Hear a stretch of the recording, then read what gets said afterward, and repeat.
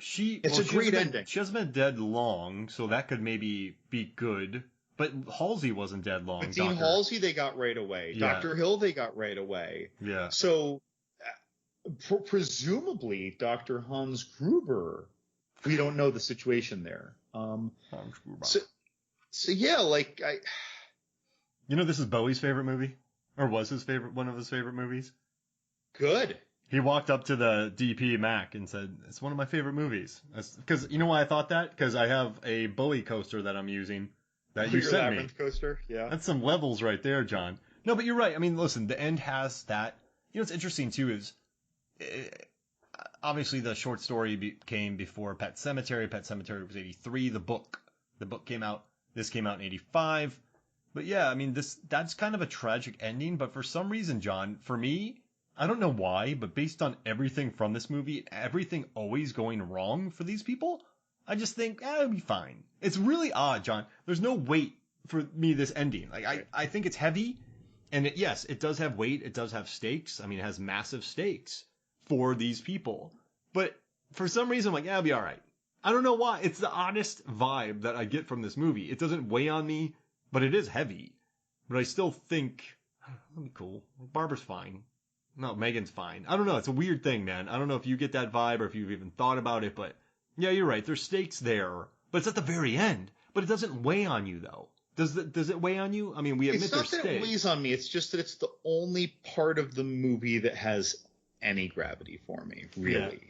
That's the scene where I have a moment where I worry for a character, or the two of them, although she's dead at the moment. And that actually springboards the theme of the second movie. And of course, in this one, he even says, "I gave him life," referring to Hans Gruber. I haven't seen the kill sequel. him. No, but I mean, in this one with the Hans Gruber scene, he says, "I didn't kill him. I gave him life." They're having a very Frankenstein moment there. And then so the second movie goes very Bride of Frankenstein, with Dan's desire to get his love back. Oh, really? Get Megan back? It's not Barbara Crampton, but it's just, but it springboards off of it in a way that I find acceptable. I don't know why they didn't get Barbara Crampton. I guess, she did From Beyond just like a year or two after this as well. Another Stuart Gordon or Brian Usna film. She works though. So, I mean, maybe she was on some other picture. But yeah, so the next one goes very Bride of Frankenstein. The next one is way more, believe it or not, Mark, way more over the top. Oh, okay. Which I don't want to, I don't, it's almost like I don't want to watch it because. They even pull a fast one because you know how Dean Halsey crushes Dr. Hill's head? Yeah. We see it. It gets squished. It is treated like that didn't happen, and Carl Hill returns as a villain. Oh, man. I just don't like it when a movie is successful and then they try to recreate the tone but turn it up to 11.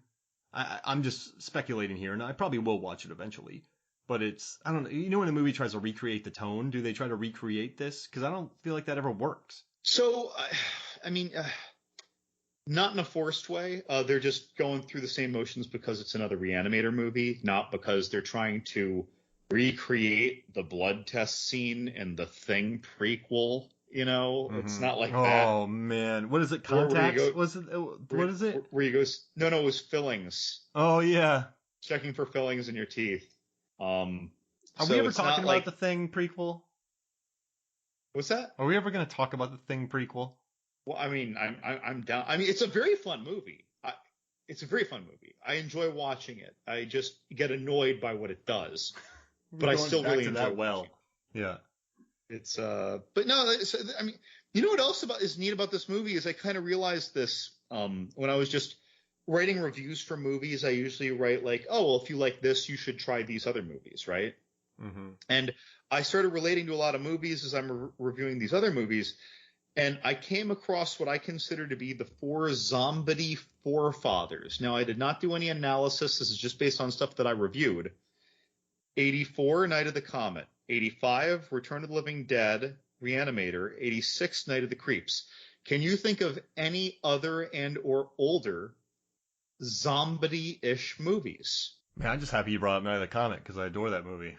Because I can't. And I have thought about it a little bit. Not hard. I wasn't searching online. But these strike me as the zombie forefathers. Well, that makes sense. 84 to 86. Night of the Comet, Return of the Living Dead, Re-Animator, Night of the Creeps. Well, if you think about it, I mean, Night of the Living Dead was 60. And it's a reach for the Night of the Creeps, right? It's a reach for Night of the Creeps. I'm reaching on the zombie, right?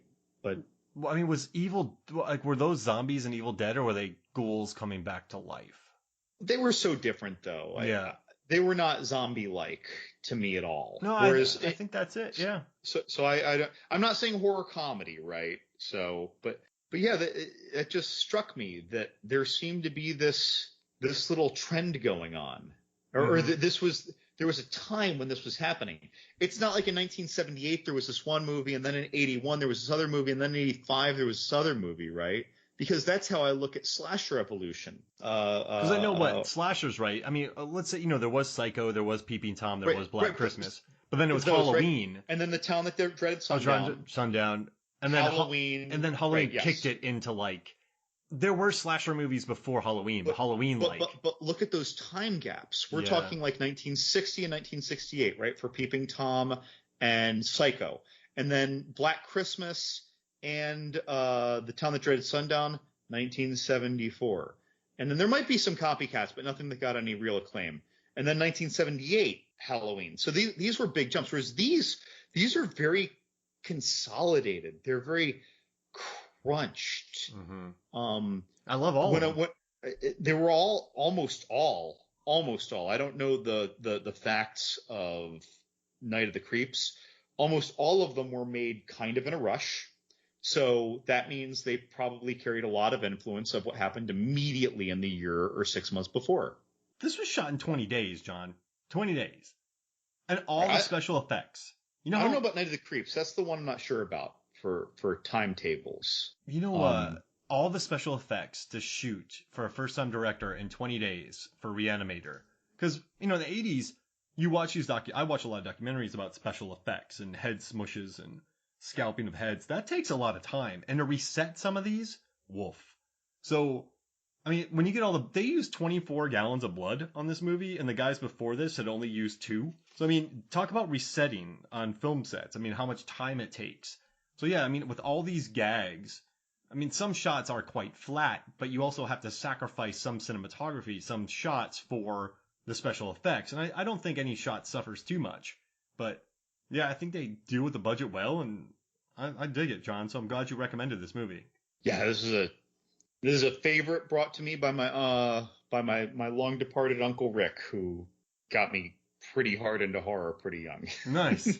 Yeah, Rick. I think you've told me about some of the movies you used to watch with him. That's the listeners won't know, but that's my cousin and Mark's friend Ryan's father. Oh, got it. Oh. I used to go watch movies with Ryan, and then we worked at AMC Theaters briefly.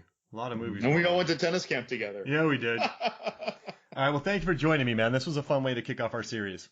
All right, man. All right, so for me, Mark Hoffmeyer, and for John Snap Levengood, this is Movies, Films, and Flicks. We'll see you next week.